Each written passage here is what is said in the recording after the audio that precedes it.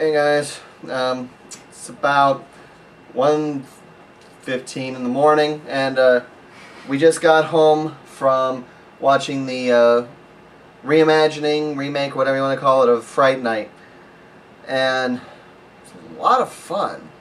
And we did not go. Awesome. We didn't go and see the 3D version.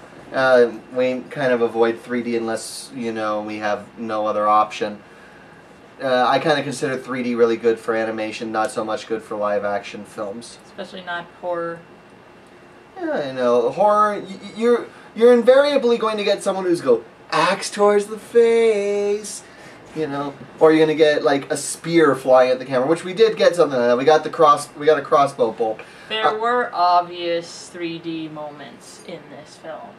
Yes, there were a few obvious 3D moments, but minimal. Yeah, I think the biggest one, and I'm sorry this is going to contain some spoilers here, but there's a car chase scene, and specific car crashes where you could actually see the outlining of how they were doing and rotating the 3D. It's kind of bad when it's, blatantly obvious, but I'm sure out of it, from what I saw of it, it probably looked pretty cool in 3D. It probably worked for 3D.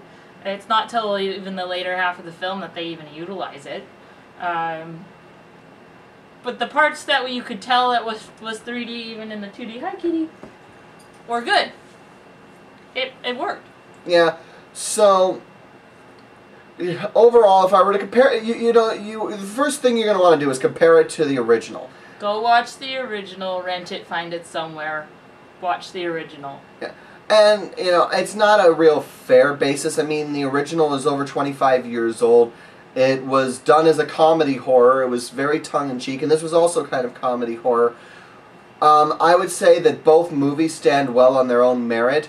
If I were to say one was necessarily better than the other, I can say that this one overall was probably a better presented picture.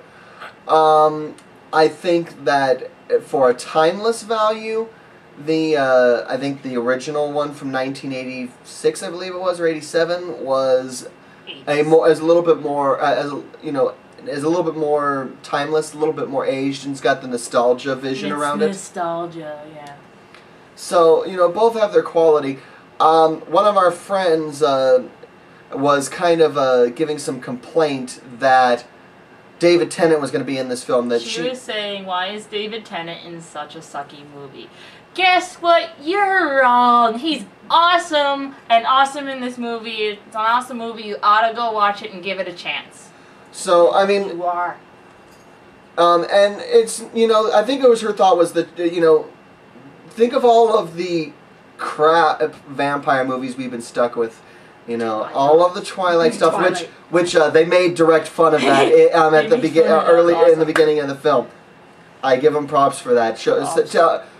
Look, Stephanie Meyer, I know you're done writing your little love fest to your own vagina, but if you get an opportunity to go watch this. Go watch the Underworld movies. Find out what a real fucking vampire film is. This is a real vampire movie. Okay, this is up on par with some of the old vampire movies. This isn't your stupid Twilight twinkly junk. This isn't cheesy. It's good. They mix the old with the new in this movie. Good comedic timing, like the first one, and you got some good updates. Okay, again, spoilers. I love how his house isn't a mansion, it's just another house on the block. That works. Yeah, it wasn't brutally obvious. There wasn't a, look, this house is really dark. It's not like there must be evil there. Not like in Edward Scissorhands where you have this big castle on the hill and then you have the lovely pastel neighborhood. It's just a normal house on the road. It fits in.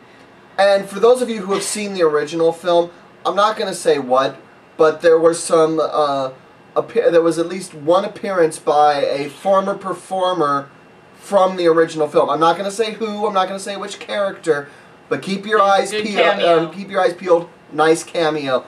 David Tennant did very, very well in his role, and I think honestly, and she, you know, we Tenet films. If you're one of them fangirls who, oh my God, David Tennant, the Doctor, blah blah blah, go watch this film.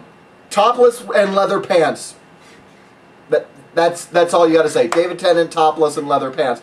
But he also, I think they gave him. They let him run with this. Yeah, they gave him carte blanche. He pretty much went. I think there were definitely some parts that felt like they were improvised by him and the people who were working with him at the time. But despite the improvisation, it actually fit very well inside of the character, and it met the character device. Also, it's a good update from the original. Where they give more background to this character. They give him a reason why is he helping these teenagers. Right, and I don't remember if they specified where the original was. I think the original movie took place in Los Angeles. This one takes place in Las Vegas. Yeah. And I think the Vegas atmosphere and the separation of people's houses away from the Vegas Strip really worked for the effect of this film. You know what they say, what happens in Vegas stays in Vegas. Yeah, you know, you don't want them you don't want them vampires getting out of Vegas. You know, the last thing you need is vampire prostitutes everywhere. Then we've got Bordello of Blood all over again, which is a really good movie, and I'm pissed off that Netflix doesn't have it right now. Netflix got rid of it. All in all, an enjoyable film. Definitely worth watching. I'm going to try to avoid as much spoilers as possible. The parts that were obvious 3D, they weren't, you know, to the point. They weren't, you know, like I said, weren't reaching out into your face. But it was definitely clear that those shots were specifically shot for 3D. And so that did take away from the film a little bit. You know, that drew me out of the story a touch. Yeah, it turned us into analyzers again. Overall, though, you got good updates, you got good homage to the original. Overall, it's a great film, actually. I think it's a great film. Yeah. And nice thing is, it's not a shot-by-shot remake. Yeah, the characters, although similar to what they were in the previous incarnation, they've tweaked it to a point where it's you know, it's been given its own new twist. You know, certain characters have been put into other roles, and it's been kind of molded a bit to fit today's modern style. And it worked. It worked really well. One thing about updates and stuff like that, they did do something that a lot of new horror films tend to like to do, and they kind of overwent with the jump scares. What us haunters would call a beginner scare. Anybody can jump out and go ha at somebody and make them go oh. You know, they did a bit of that. It was early, but that was more early in the film. Yeah. Later on, it got a little bit better on that. It got a little better. You know, unlike the remake of Nightmare on Elm Street, which everything was a jump scare. He said boo on that one. Oh my God. Yeah, I know. Freddy, our friend Shadow's a bit more forgiving of it than we are, but, you know, that's neither here nor there. The other thing that I found interesting is this was a DreamWorks picture, but we always watch movies all the way through the credits, and this was a big deal. The very end, this was distributed by Disney. What was it? It was distributed by Walt Disney Studios. Walt Disney Studios distribution. It says at the end. I'm like, I thought DreamWorks were in war with Disney. The last I heard on that, unless you know, I had heard there was some sort of collusion, or at least build back up with them at one point, but. I'm getting confused with Pixar again, huh? No, I had read something about them like having a little bit of a collusion with each other, but that's been DreamWorks' thing to poke straight fun at Disney, and to have a movie that is actually a DreamWorks film, officially a DreamWorks film, but distributed by Walt Disney Studios, especially a rated R film. Yeah, like we were saying, we'll have to go look at this up, but I think it might be the first DreamWorks rated R film we've seen. Yeah, so all in all... Who did the original? The original? I think it was still also Touchstone who was working with DreamWorks. Yeah. Touchstone. All in all, excellent film. If you happen to be a horror movie fan, go check it out. We highly recommend it. If you're a fan of the original Fright Night, if you're a horror movie fan, vampire movie fan, David Tennant fan, go watch this movie. Tell your friends. Make this thing hit box office. Come on. And do us all a favor.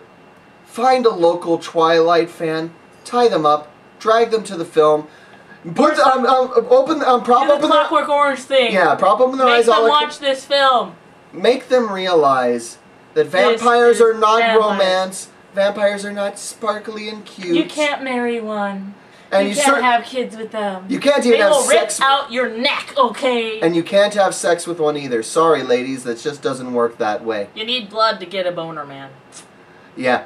Science. Science. It's science. Okay. Well, we gotta be up early tomorrow, so we're gonna go to sleep. So until next time, folks. Goodbye.